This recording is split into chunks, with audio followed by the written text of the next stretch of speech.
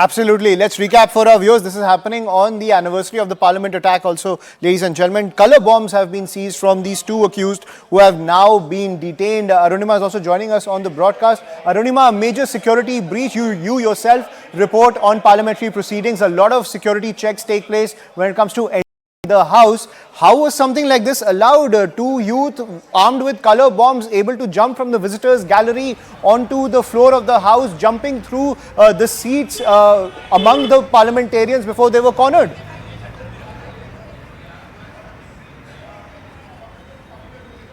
And I do not know, they were shouting some slogans which I couldn't make about.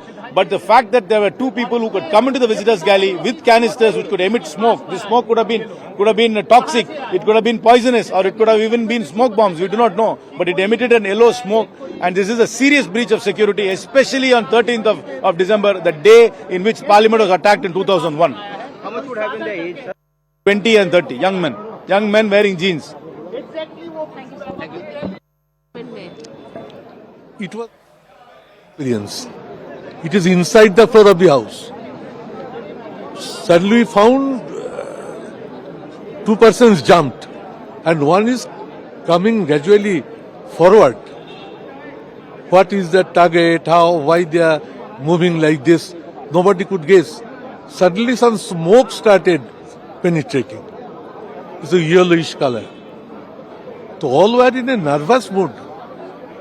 I was expecting maybe they are going to blast something or maybe they are going to shoot somewhere.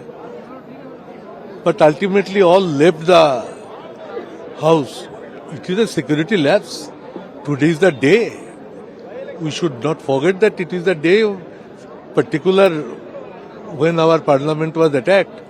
So how they entered into its instruments, releasing smoke, releasing sound, rushing one after one. No security inside the house. They at least jumped. Young people. And Arunima continues to be with us on the broadcast. Arunima, those dramatic visuals on our screen, two youth jumping from the visitors gallery, jumping on the floor of the Lok Sabha, armed with colour bombs, and now they have been detained. But there is a two-tier frisking process inside Parliament before one can reach the visitors gallery. This is a huge breach of security. Yes, that is the procedure. Where I'm standing is the new Parliament building.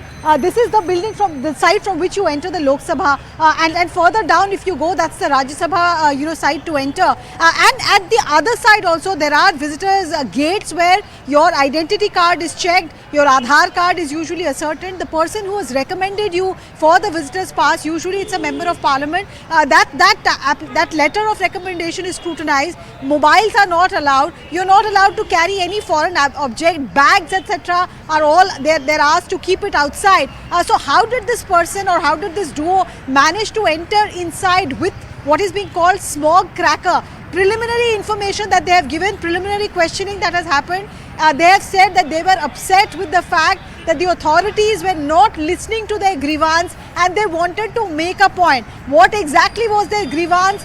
We don't know yet. At this stage, there are no linkages that anybody is mentioning with the fact that today is 13th December, and 13th December in parliamentary history is remembered as a very unfortunate day which saw a parliamentary attack. So nobody is drawing any parallel just as yet, but the opposition members are worried that how did such a security breach happen in a building which has just been inaugurated, which is supposed to be taking into account all these aspects of security of the ministers, security of the members of Parliament.